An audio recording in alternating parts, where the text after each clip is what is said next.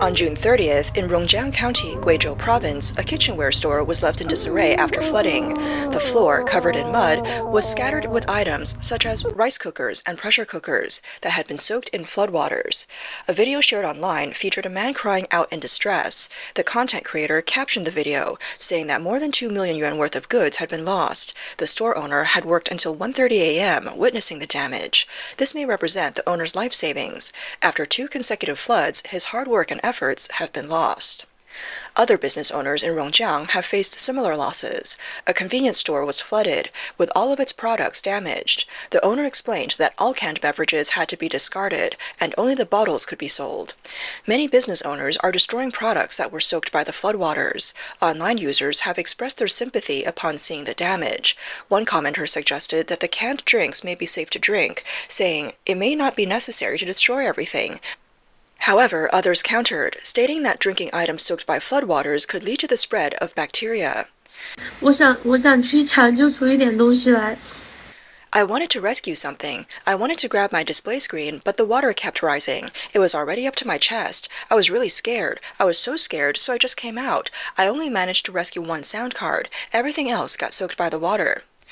Due to heavy rainfall upstream and the simultaneous release of water from multiple hydropower stations, Rongjiang County has experienced 2 floods within a week, leaving residents in distress. The first, on June 24th, was a severe flood that authorities described as a once-in-30-years event. It resulted in 6 deaths and affected over 100,000 people. More than 50,000 people were urgently relocated to safer areas. A local content creator posted a video on June 24th, recounting how the flood arrived without warning. She stated there was no government alert. Had she not woken up early to buy breakfast, she might have already lost her life. She described the scene, saying that everything seemed normal when she went out to buy breakfast. Upon returning downstairs, she noticed people and cars quickly heading towards higher ground. Within minutes, the street was completely congested with honking vehicles, adults shouting, children crying, and the floodwaters rushing toward her. The suddenness of it all caught everyone off guard. On June 28th, just days after the first disaster, a larger flood struck. The peak of the Duliu River's flood reached 257 meters, breaking the 1954 record and being classified as a once-in-a-hundred-years event. The low-lying old town was submerged twice, while over a third of the new district was also affected. In some areas, the water reached as high as the 3rd floor, over 7 meters deep. More than 40,000 residents were urgently evacuated, and many shops and residential areas suffered intensive flooding, leading to severe losses. The second wave of the flood came so suddenly that many vehicles were unable to drive away in time and were submerged or swept away by the water. One oil tanker was also overturned, illustrating the severity of the flood. On June 29th, after the waters receded, disaster victims began to return to their homes. They found debris, trash, and mud scattered across the ground. 兄弟们，我回来看我的狗了。我的家就在这里。 Brothers, I'm back to check on my dog. My home is right here, but this road is really tough to walk. I've been walking all the way from over there, hoping my dog is still alive. On the morning of June 30th, volunteers entered the hardest-hit area of the Old Town, Changba Street. The further they went, the lower the terrain became, and the more severe the damage was. The streets were covered in mud and trash, making it impossible to pass through. The girl in the video is a volunteer who came from Yunnan to offer her help. She hopes to do her part in supporting Rongjiang and helping the community overcome this difficult time. A volunteer explained, many houses are swept away. The flood ransacked everything in the stores, leaving behind a strong odor. The water reached up to the 4th floor, and household appliances and store goods were all turned into trash. The mud here is so thick, large trucks are constantly hauling it away. Mr. Li, a victim of the flood from Rongjiang County, shared that the county is located in a basin where 3 rivers converge, but only the Duliu River is used for flood discharge. The fast release of water upstream caused backflow, leading to saturation in the urban area. He mentioned that there used to be 2 drainage outlets, but a hydropower station was built decades ago, blocking the river. The residents have long hoped to dismantle the station to restore the flow, but the issue has remained unaddressed. During the flood in 2000, the county took a full month to clean up. Mr. Li has also revealed that the authorities have concealed the true death toll. His family's old house, which survived 2 floods in the past, collapsed during this one. He heard that 13 people died and 2 went missing, and those who reported it were later detained. Rongjiang County officially left the national poverty list in 2020, and is also the birthplace of the Village Super League in Guizhou's local football league. The league became a sensation on social media, attracting thousands of fans and tourists, which unexpectedly boosted the county's tourism industry. According to a report by Jiupai News, a coffee shop located next to the football field was flooded twice before even opening. The owner, Xie Haibin, said he had spent 5 to 6 months preparing the shop, investing over 400,000 yuan. The renovations were 95% complete when the flood struck. 4 days later, after the second wave of floodwaters, he came to terms with the situation, feeling that he wasn't as unlucky as he initially thought. There were no casualties in the store, and the equipment had not yet been delivered. 我就是九版新闻上面说的那个。I'm the guy from that coffee shop in Rongjiang County, the one Jiupai News talked about, flooded twice before it could even open. Seeing the damage, man, it's gut-wrenching. Makes me want to cry. But if I take a deep breath and think straight, the equipment hasn't even shown up yet. So I guess it could have been worse. Things are already dragging because funding's been tight, so I was shopping around, hunting for deals on higher quality gear. Didn't think stalling would land me in a flood. We were the first to roll up our sleeves for cleanup. Mud was about 20 centimeters thick, water lapping at the beam below the ceiling. 2 days later, bam, another flood hits, water creeping up to the stairs. I hate meeting you all like this. Next time, come hang out at the shop, all right? We had previously reported on the largest and most bustling shopping mall in Rongjiang County, Changchi Plaza. At that time, floodwaters surged into the mall, submerging the entire interior in just 20 minutes. Now, as the floodwaters have receded, business owners who have returned to the mall are facing a heartbreaking scene.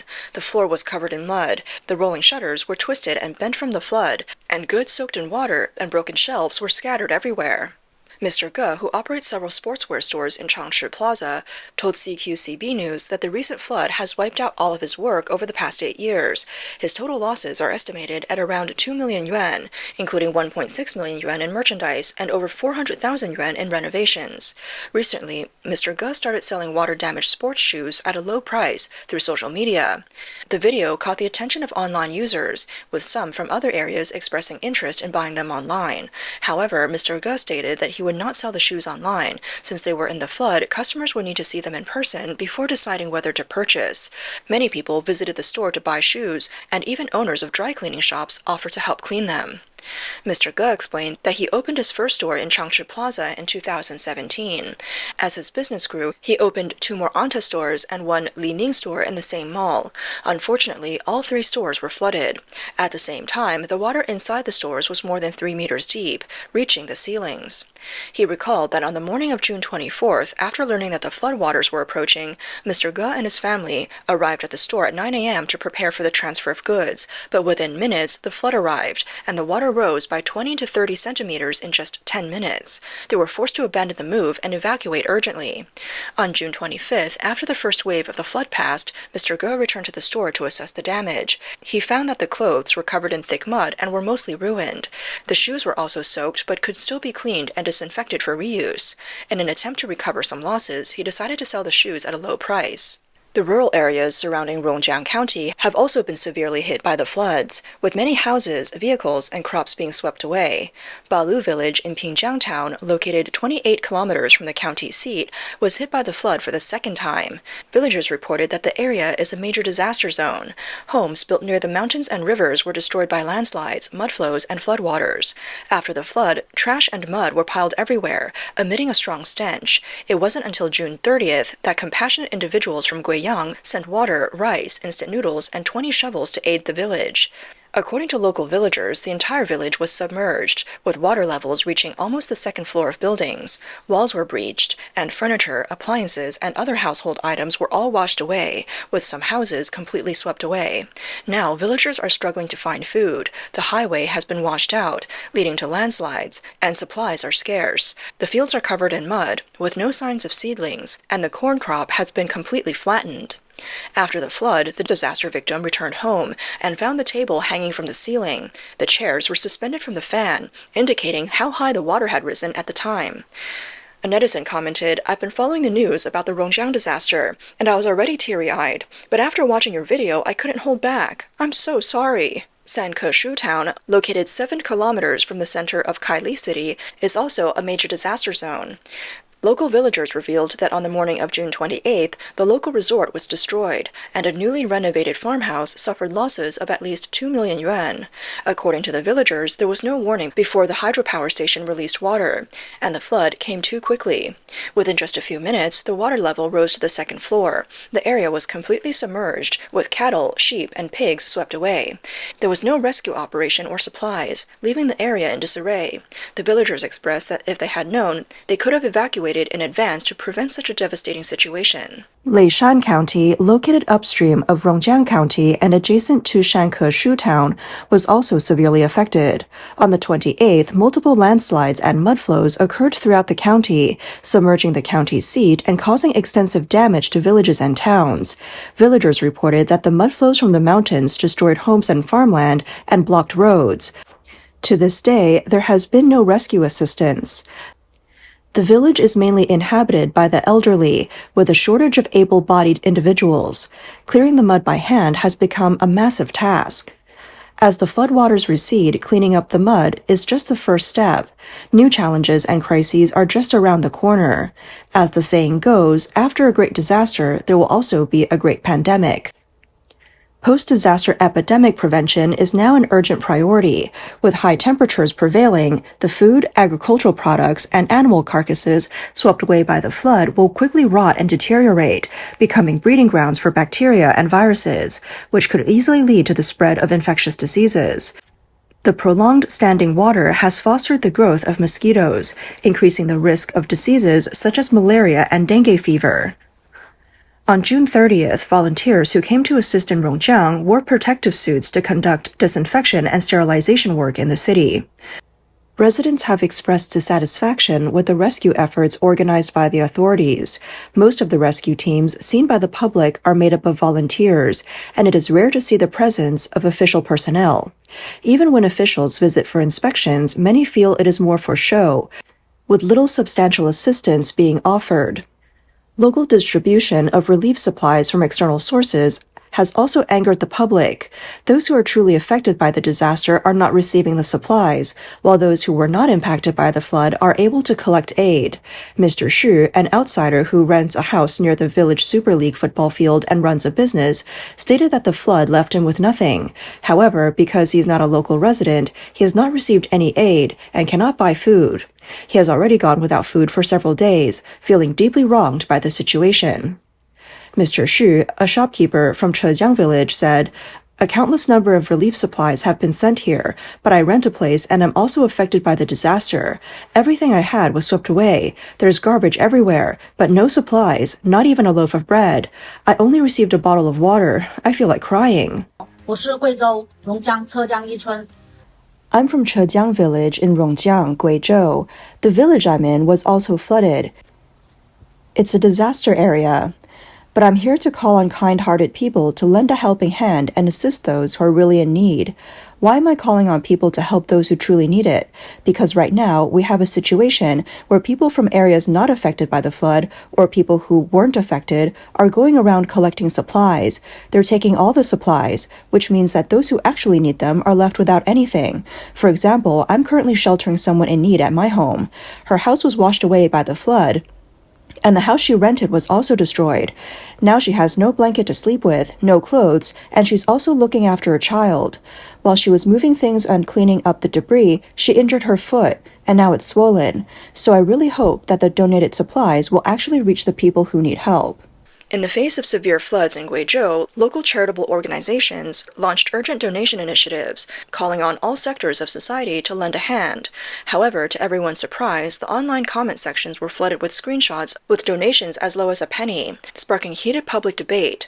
Some netizens mocked the situation, saying, "Donating 1 cent is like giving 1 point to credibility." Others remarked, "Donating 1 cent is people silently protesting." There were even those who openly stated that they would rather save the money for groceries than donate to certain certain organizations. This response highlights the public's deep mistrust, particularly after various corrupt scandals involving Chinese Red Cross and other government-run charitable organizations. 想当好人太难了，家人们，我今天想给贵州龙江捐款。 It's tough trying to be a good guy, folks. I was all set to donate to Rongjiang Guizhou today, mostly cause I'm obsessed with their chili noodles, those crispy potatoes, and that funky, delicious, stinky tofu. But when I went to make the donation, bam, 4 words hit me like a ton of bricks. Huangyang Dian Tai, Huangyang Dian Tian, Huangyang Dian Tian, Huangyang Dian Tian. That actress's name just won't quit looping in my head. So what do I do now? Huangyang Tiantian, a 17-year-old actress from mainland China, became embroiled in controversy after wearing luxury earrings valued at 2.3 million yuan. Netizens questioned the appropriateness of such expensive jewelry given her status as a newcomer in the entertainment industry.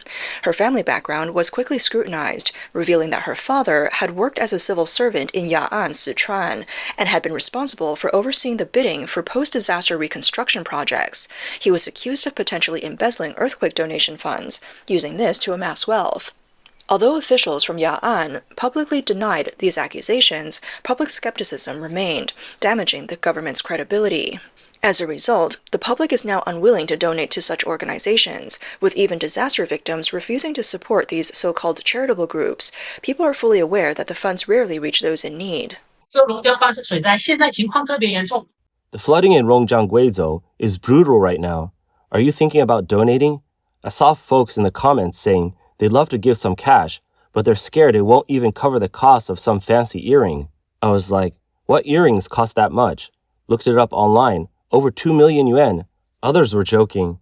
You toss in a buck, I toss in a buck, and by tomorrow, we'll have enough to turn someone into a trust fund kid. Truth is, tons of people are big-hearted and want to pitch in to make a difference. But they're nervous their money won't reach the folks hit by the disaster. Remember the Red Cross? What are their staff pulling in each month? And seriously, where's all the donated money actually going? 今年呀，也并不是只有你一个人的。 Look, this year's been rough, and it's not just you feeling the pinch. The Red Cross is struggling big time. In Kunming, Yunnan, they've got a 5-person team with a yearly budget of 1.24 million yuan. Here's the breakdown. 890 grand goes to salaries, 300 grand covers other costs, and a measly 14 grand is left for disaster relief. But here's the real kicker. In the first quarter, they pulled in just 800 yuan in donations. Last year, a pathetic 52 yuan. So the Red Cross folks are begging for more love, more donations. Without them, they can't cover those 890 grand in salaries, and forget about their plans to bump up wages this year. Honestly, I'm kind of stressed for them. Many influencers and business owners have also faced criticism from netizens for donating too little. They expressed feeling wronged, stating that in such an economically challenging time, it's already difficult enough for people to support themselves, let alone have the ability to help others. 捐款50元被骂，我想说还有天理吗？ I got scolded for donating 50 yuan. I'm asking, is there any justice left? Am I wrong here? I'm just a woman, working with screws every day, taking care of my kids, and I have an 80-year-old mom at home. These years, with the intense competition in the industry and the downturn, I still have dozens of people to support at the company.